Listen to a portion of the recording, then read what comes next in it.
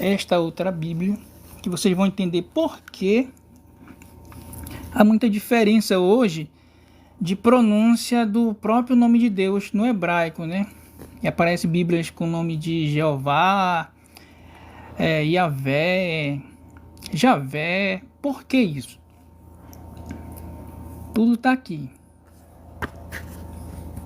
Começou aqui, digamos que terminou aqui. Esta Bíblia, que Bíblia é esta aqui? É uma Bíblia hebraica também. Só que esta Bíblia, ela é do texto recebido. Torá, Nevim, Ketuvim, é parecida com aquela dali também. Tem tudo que aquela tem. Só que qual é a diferença? A diferença é o seguinte: a vocalização do nome de Deus que aparece nesta aqui difere um pouquinho da Stuttgartense. Vamos ver bem aqui o mesmo texto.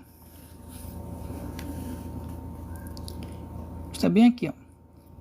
Behanahas Haya Aroma Mikol Hayat Haseda Shera Sa Adonai.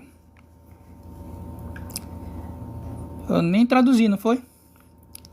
Mas Gênesis 3 você já sabe, né? E a serpente era mais astuto do que todo animal do campo que fez o Senhor. Agora eu vou aproximar bem para vocês verem um detalhe aqui no nome de Deus.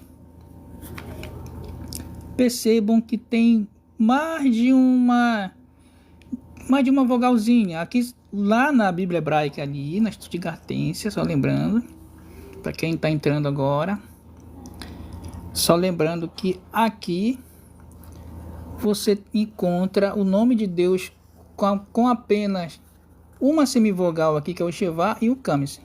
Só 2 caracteres aqui, tá? Para mais de 5.000 vezes aparece só assim nessa Bíblia hebraica. E aqui, nesta outra, no mesmo texto, você encontra a vocalização do nome de Deus diferente dela, com mais uma bolinha aqui em cima. Eu penso que já dá para ver, bem aqui em cima.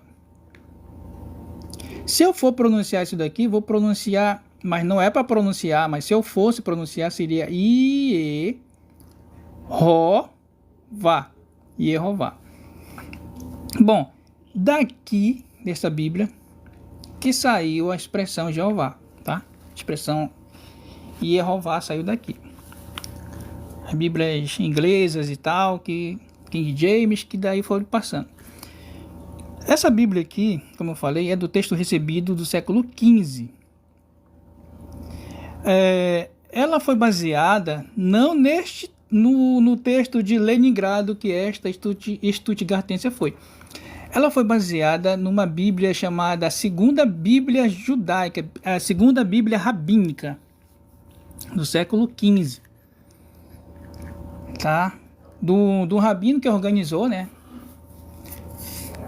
É o rabino Yaakov Ben Haim. Esse rabino Yaakov Ben Haim, ele organizou essa tradução aqui.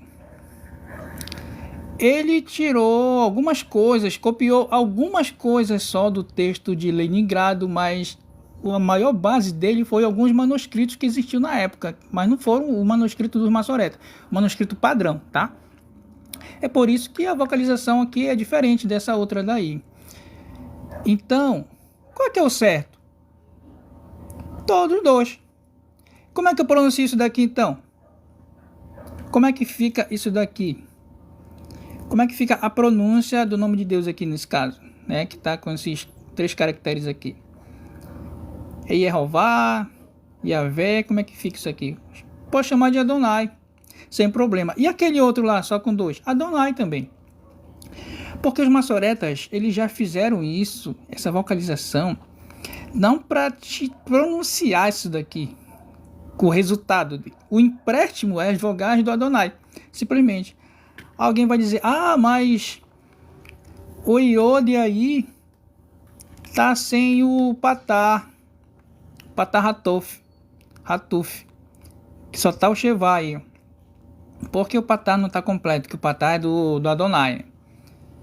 Porque não pode colocar essas patarratof, essas semivogais, elas não podem aparecer embaixo de consoantes normais, que não sejam guturais, entende? Então o Aleph lá no Adonai é gutural.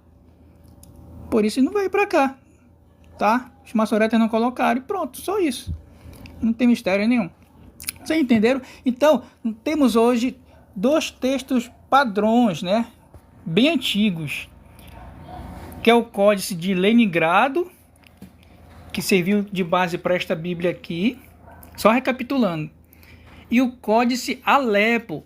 Vocês sabiam que esse Códice Alepo ele quase ia sendo destruído na Síria? Quase ia sendo destruído. Houve um incêndio lá na sinagoga, né? E da sinagoga de Alepo, e atingiu o códice de lá, esse códice Alepo. Atingiu ele era completo, igual esse daqui também. Igual o códice de Leningrado. Então, agora ele só tem algumas partes, né? E hoje ele está em Jerusalém, esse códice de Alepo. É igualzinho isso aqui também, tá? É igualzinho isso daqui também. Só que foi feito por outras famílias, né? De tradicionalistas, os maçoretas. Tem várias famílias, né? Esse daqui, o de Leningrado, ele foi feito pela tradição de Tiberíades. Esse daqui, a família de Ben Asher. Tem Ben Asher e Ben Naphtali. Ben Naphtali, ele difere um pouquinho em algumas pronúncias da família de Ben Asher. Então, esta Bíblia aqui, que o rabino Yaakov Ben Haim fez no século XV, que se tornou o texto padrão ali, da época até da Reforma, né? O pessoal da Reforma usaram essa tradução aqui do rabino.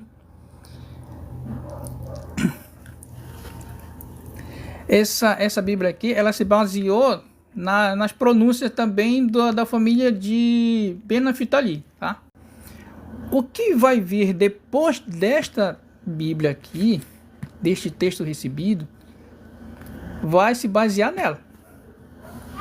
Vai se basear só nesse texto aqui. Eles abandonam essa daqui e vão se basear nesta daqui, do século XV. Esta daqui do século X. O término do trabalho dos maçoretas foi no século X. Do texto de Leningrado. Esta daqui foi do século XV, a segunda Bíblia judaica. Então, o que acontece? Todas as outras traduções do hebraico, de Bíblia moderna que se conhece hoje, vai pegar desta daqui. Inclusive, deixa eu mostrar aqui para vocês. Esta outra Tanar. Vocês sabiam? É bem conhecida, né? É top essa daqui. Ela aqui do lado tem a tradução. E do outro é o hebraico. Texto oficial.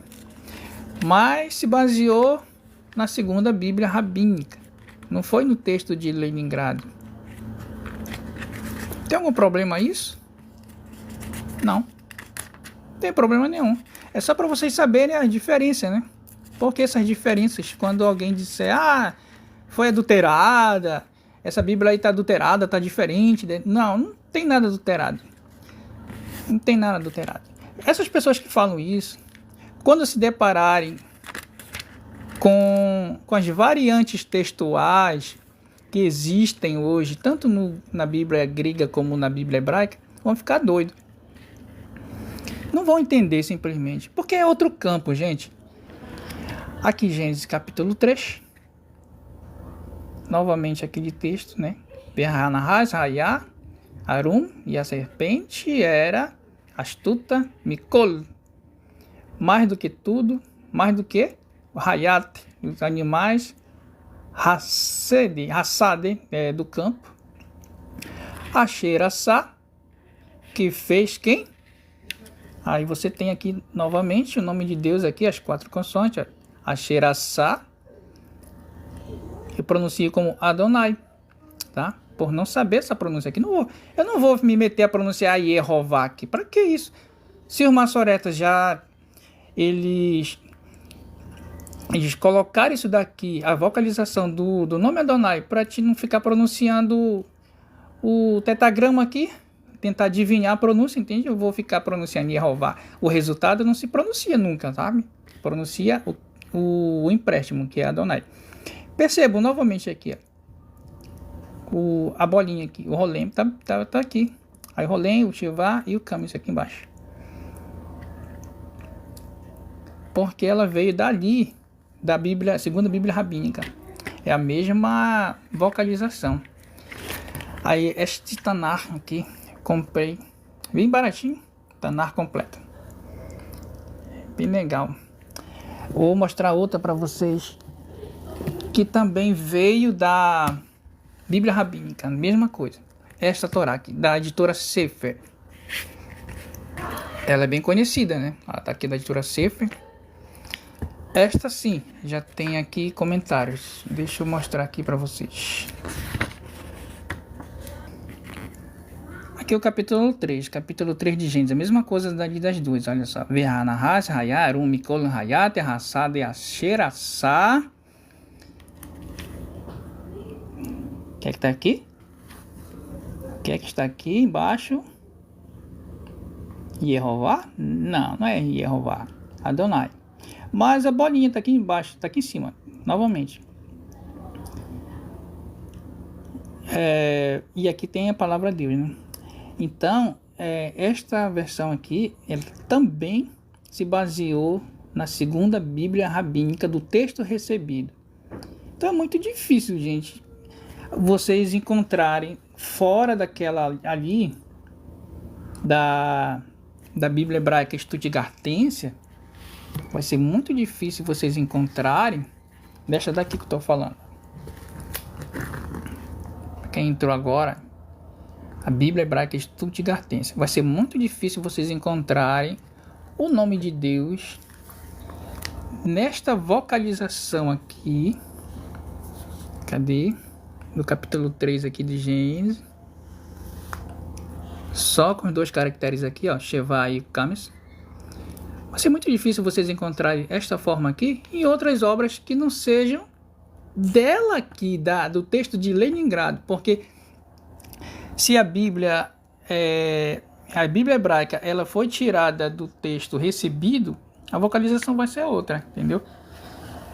Repito, não há problema nisso, não há problema nenhum de vocalização, porque a pronúncia vai ser a mesma. A pronúncia ela não pode ser alterada, entenderam? Porque é uma tradição desde o século 3 a.C., quando a Septuaginta surgiu, se fechou em pronunciar o nome de Deus em Kyrios, em Senhor, em hebraico, Adonai.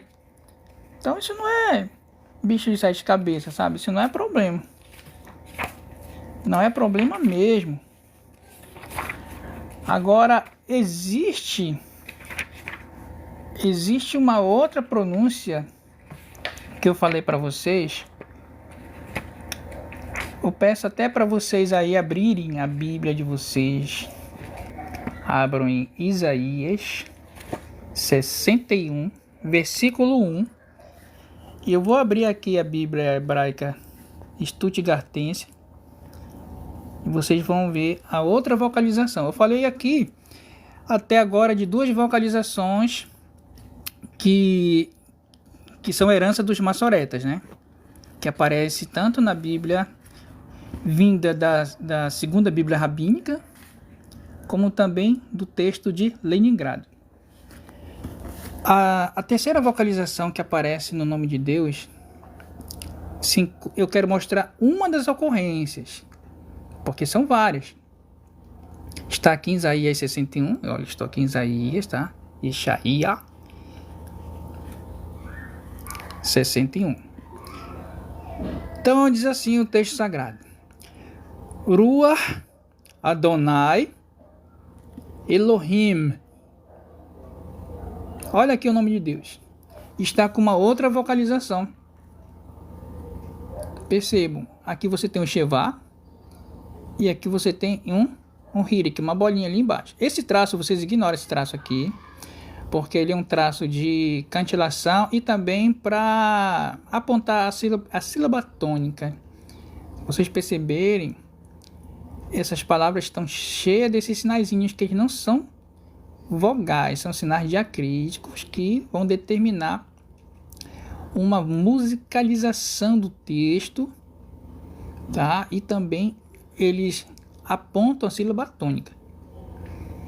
Mas aqui, ó, quero mostrar essa terceira vocalização aqui, ó. Ruach Adonai Elohim Alai. Aqui você pode interpretar, eu não quero entrar nesse mérito, tá? De dizer o que significa Ruach. Mas Ruach tem muito significado, tá? O primeiro dele não é espírito, para ficar bem claro logo, tá? É uma tradução errônea da nossa Bíblia. Aqui pode ser força, pode ser poder, pode ser alento, pode ser brisa, pode ser vento. Pode ser um monte de coisa. Tá? Pode ser um monte de coisa. Então, tem muitas pessoas que vão radicalizar a tradução de Ruach. Ruach não é espírito. Apesar de vir num contexto que pode significar tal coisa. Mas o que eu quero falar aqui é sobre isso daqui, tá? Então, olha só. Quando a palavra Adonai estiver diante do nome de Deus aqui, que é o tetragrama, as vogais dele, que são Patá, aqui, composto de Shevá, Rolem e o Camis, não vão para ele. E o que é que vai para o tetragrama? Vão as vogais do Elohim. Se eu for pronunciar isso daqui, eu tenho uma outra pronúncia, uma nova pronúncia, uma terceira pronúncia daquelas que habitualmente você escuta. Que é Yavé, Javé, Jeová e tudo mais. Eu vou pronunciar exatamente assim, ó. Y, não é como se fosse um Y. São detalhes, gente. Iode. Iode não é Y, tá? Não é Y. Essa história de dizer que Iode... o Iode é Y, o Re é o H. Não tem correspondência em absoluto na nossa língua essa letra aqui. Iode é Iode.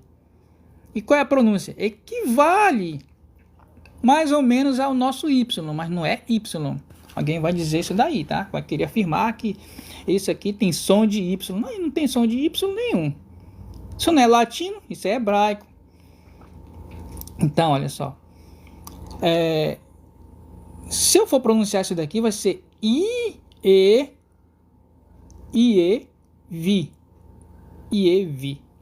Outra pronúncia do nome de Deus. Vocês estão vendo?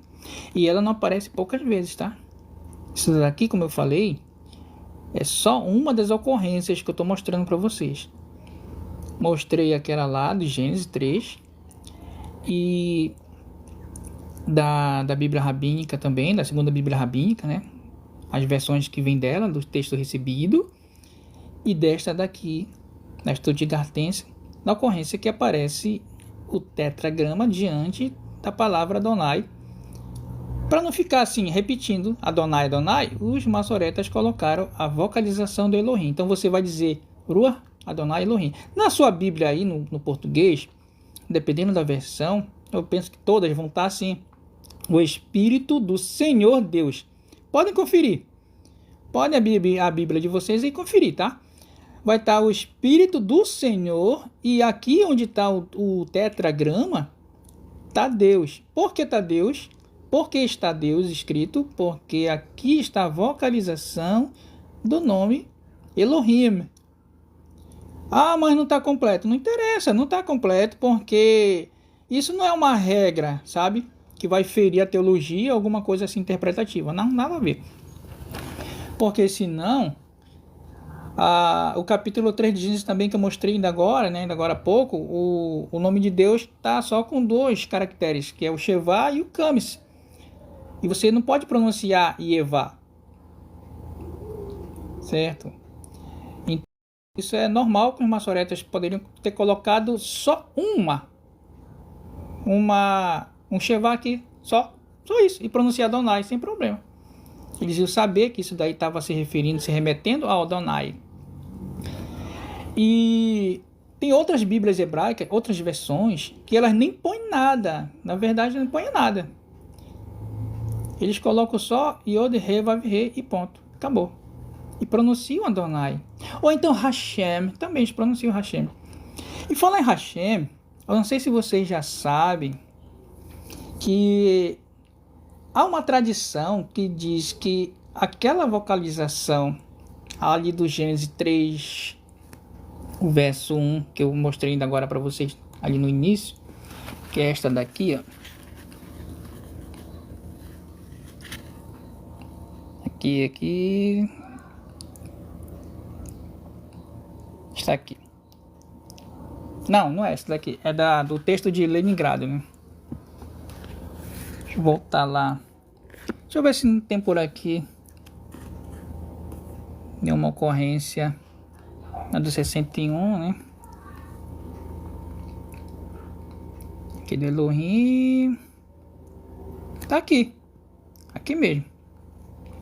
No mesmo verso aqui, onde tem a vocalização do nome de Deus do tetragrama com as vogais do Elohim, tem também ele aqui, ó, novamente, no mesmo capítulo, no mesmo livro de Isaías. Eu não mudei nada, isso daqui não foi nenhuma mágica, tá? Aqui, ó, nome de Deus com as vogais do Adonai. Ah, mas por que o Adonai está distorcido lá? A vocalização não está completa. Acabei de explicar ainda agora, né? É porque essa vocalização aqui do Aleph, o Aleph é gutural, gente. As semivogais, que é o Patá composto de Shevá, isso aqui, que chamam de Patá Hatuf, elas foram feitas para as guturais.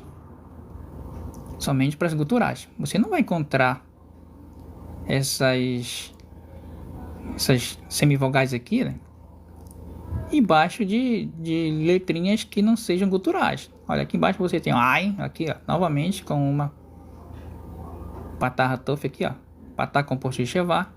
Vocês estão vendo? Pode procurar aí no texto, pode passar o olho e achar, tentar achar aí alguma vocalização de semivogal aí embaixo de consoante não gutural. Não tem. É por isso que não vem para cá o Patá, vem só o Shevá embaixo do Yod aqui, tá? Não pode ter, gente. Então isso aqui não foi inventado pela pena dos maçoretas. Isso aqui é uma regra gramatical. Isso aqui não teve nenhum tipo de mandinga, nada. Nem Constantino mexeu nisso daqui, sabe? Não tem nada. É regra gramatical e acabou. É a regra dos judeus. A regra é deles, é do povo de Israel. Sabe? Não tem nenhum tipo de história a acrescentar aqui mais, nada. Então se chama Adonai. Entenderam? Adonai. Há quem venha dizer que isso daqui é Iau, mas não tem, vocês podem ver aqui. Nem vogal A tem aqui no começo. Nem aqui também, ó. Nesta outra forma aqui. Não tem nem aqui, nem lá na Bíblia, na Torá aqui, né? Que é essa Bíblia aqui baseada no texto recebido, também não tem. E A começa com I. Mas e aí? O que vocês acham? Vocês já sabiam dessa tradição? Já tinham visto essa forma aqui do nome de Deus?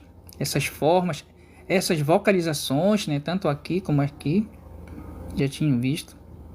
É bem interessante isso, né? Seria interessante repensar nossos conceitos assim em relação à pronúncia do nome. Ah, mas eu não consigo pronunciar. Não tem problema. É assim. Por convenção, se aceitou algumas pronúncias ocidentais, como Javé, Yavé, certo? Então, isso daí não há problema. E Jeová, há um problema? É bem diferente. Por quê? alguns testemunhos de Jeová aí, que se estiverem escutando, podem achar ruim, mas é fato, né? Isso daí tá na história, é só dar uma pesquisada. Jeová é um nome híbrido. É um nome híbrido. Sabe? Ele não é bem diferente dos nomes que aparecem na Bíblia aí, hebraica, que vão ser traduzidos depois com fonema, com a letra J, né? É bem diferente. Então, Jeová, ele foi um erro do pessoal da Reforma ali, tá? Do século XV ali para o XVI. Isso foi um erro. Eles encontraram essa vocalização, não esta aqui, mas não, nem esta aqui. Eles encontraram esta vocalização aqui, né, da Bíblia do texto recebido, a Bíblia hebraica do texto recebido, que aparece as 4 vocalizações aqui, as vogais, né, aqui embaixo, olha, as 3 vogaizinhas, 2, né, isso aqui é semivogal, Shivá. Então eles encontraram essa forma aqui e pronunciar Yehová. Tentaram pronunciar o resultado erroneamente e conseguiram errar feio, né? Yehová, e ficou depois Jeová. Então, por que isso daqui seria um erro achar que a pronúncia seria o nome de Deus é Jeová? Porque isso aqui é um circunlóquio, gente. Um circunlóquio. Ele aponta para uma outra palavra, tá? Isso daqui. O resultado não é para se pronunciar, é para pronunciar Adonai. Chama isso em hebraico de Keri e Ketiv. Keri. Então, como está escrito aí? Está escrito Yehová. E como é que pronuncia? Keri. No Keri. Adonai. É assim que funciona. Sabe? Então, não há o que fazer. Sabe? Então, por convenção, as testemunhas de Jeová, elas podem até pronunciar isso aí Jeová, mas não é o nome de Deus isso daí, tá? E quer saber um conselho? A gente não é considerado como a igreja verdadeira, como quem está com a verdade. O único canal de comunicação entre Deus e os homens na terra, segundo eles, são eles mesmos. Não é a cristandade. Então, eu penso, devem parar de usar o nome Jeová, porque faz parte da cristandade, tá? Jeová não faz parte, não é de vocês. Esse material não é de Jeová, de testemunho de Jeová. O nome Jeová, ele pertence à reforma protestante. A reforma protestante vocês abominam, né? Os testemunhos de Jeová abominam. Infelizmente, abominam. Daí vão querer pegar esse vídeo aí, vão querer rebater, mas não adianta. Não pertence mesmo. Né? Não foi o testemunho de Jeová que inventou esse nome Jeová. Foi a reforma protestante. E a gente já corrigiu. Não tem mais nas nossas Bíblias modernas, não tem mais esse nome. Por que não tem mais esse nome? Porque é um erro e pronto. Sabe? Então, o conselho que eu dou é cada um fica no seu quadrado. Testemunho de Jeová com suas interpretações e os protestantes com as suas interpretações, sabe? Aí ninguém briga. Eles dizem que são a igreja verdadeira. Nós dissemos também que nós estamos na verdade. Então, cada um com sua verdade. Aí ninguém briga, né? Aí ninguém precisa brigar. E outra coisa, gente. Questão de nome. As pessoas se enganam muito com essa questão aí de nome, tá? É assim. Precisamos entender esse conceito de nome. Porque, partindo do princípio de que eu devo invocar o nome de Deus para eu ser salvo, para eu ser ouvido, isso daí é uma falácia muito grande, isso é uma besteira. Porque pronunciar o nome de Deus, ou então invocar o nome de Deus, né? Invocar o nome dele, está muito ligado não com pronunciar o nome dele em qualquer outro idioma, e sim ter uma relação íntima com ele. Certo? Uma relação íntima com ele. Não é sair pronunciando o nome dele em qualquer idioma, porque senão a gente estava numa situação bem ruim. Um exemplo, como é que eu ia pronunciar estas guturais aqui? que aparece principalmente no nome do Salvador Jesus aqui, que em hebraico é Yeshua e aramaico também. Como é que eu ia pronunciar isso aqui? Eu ia morrer no pecado se fosse depender dessa pronúncia aqui perfeita, porque não existe, gente, ocidental que vai pronunciar isso aqui de uma forma correta. E outra coisa, quem disse que a pronúncia disso daqui é a mesma do primeiro século? Muda. Por um acaso os idiomas não têm uma transformação, não? Eles vão mudar. Eles vão mudar e vão mudar mesmo. Isso daqui não é invenção. Não foi Massoreta que inventou, não foi judeu que resolveu mudar. Não, é o fenômeno linguístico. Vai mudar. O hebraico ele morreu por um tempo. Só foi ressurgir no século XIX para o XX. Como fala. Entendeu? Então, as letras que nós temos hoje, isso daqui tudinho é hebraico moderno. São caracteres modernos do que sobrou. Não pense em alguém que eu tenho que resgatar o paleo-hebraico, lá, o proto-hebreu, na época ainda que era pictográfico. Não tinha nem pronúncia, não tinha fonograma na época que eles tentam resgatar, né, esse pessoal aí do Iarro. Isso é tudo uma besteira, porque o hebraico mesmo que se tem hoje é um hebraico moderno, é uma pronúncia modernizada, adaptada. E pronto, é isso, Israel vai pronunciar assim. E a Bíblia, a leitura da Bíblia é uma adaptação também, uma pronúncia adaptada para a Bíblia também, na liturgia, né? Então, na época de Jesus, no primeiro século, isto daqui estava restrito somente à liturgia, sabe? O hebraico tinha morrido como fala. Então, os nomezinhos que muitas pessoas hoje alegam, bate no peito, porque tem que pronunciar assim, para ser salvo, ou tem que pronunciar correto. Gente, isso daí é besteira, porque se for bater cabeça com isso, a gente vai morrer e nunca vai conseguir pronunciar, a menos que tu seja um nativo de Israel. E nem se fosse também um nativo, né? Ele não estaria pronunciando corretamente o nome que era falado, pronunciado na época de Jesus. Ele vai pronunciar o que tem hoje, como hebraico bíblico, adaptado do moderno. Como aqui, ó, Vaiomer. Um vai pronunciar Israel Vaiomer, outro vai pronunciar Vaiomer. Então, vai depender muito da região, né? Você tem Jerusalém, você tem Haifa. Tá? Vocês têm que entender, as pessoas têm que entender o seguinte, que isso aqui, hebraico, aramaico ou grego, é passivo de mudanças linguísticas, é passivo de mudança na sua pronúncia, a sua evolução, a evolução histórica, né? Aconteceu isso daqui, com certeza na história, muita mudança linguística ocorreu isso daqui. Então eu não posso forçar ninguém hoje a pronunciar isso aqui corretamente, o nome de Jesus, ou até mesmo o nome de Deus, para ser salvo. Não, isso daí é besteira. Estão lutando contra os aguilhões. Sabe? Então, a gente tem que ter muito cuidado, tem que ser prudente e realista, né? Realista. O que não dá, não dá. Sabe? O que não dá, não dá. Como eu falei ainda agora, testemunho de Jeová tem que entender, tem que se conscientizar que esse nome Jeová não é deles, é nosso, é da cristandade, é do povo de Babilônia. É da grande meretriz, é assim que eles nos chamam, né? É da grande meretriz, não faz parte deles. Então, quer se desvincular? Larga esse nome Jeová, que não é de vocês, é nosso, sem briga, sem nada. Não precisa sair debatendo um contra o outro, ver esses debates infrutíferos aí na rede social. Só debatendo, sabe? Pra quê? Eu não vou provar, sabe, pra ninguém.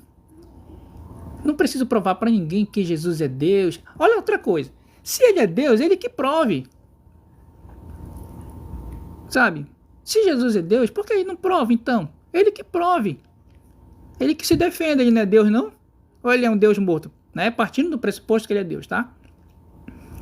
Se Jesus é Deus, ele vai ter que provar, ele tem que provar para testemunho de Jeová, para qualquer outro que diz que ele não é Deus. Não sou eu não que tenho que provar nada, não sou obrigado a provar nada. Então esses teólogos aí tem que parar com esses debates com o testemunho de Jeová, largue eles também, sabe? Deixa eles para lá. Tipo assim, não é Deus? Então pronto, então tá tudo certo.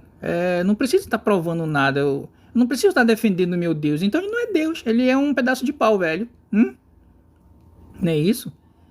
E não passa de uma lata que não tem nada dentro. Se ele é um Deus vivo, ele vai mostrar para as pessoas que estão desafiando ele que não é Deus, tá? É isso. Então, meu conselho que eu dou, fique cada um, sabe, no seu ambiente religioso, na sua fé. Eu não entendo. Então, continue no sua falta de entendimento. Procure entender para compreender.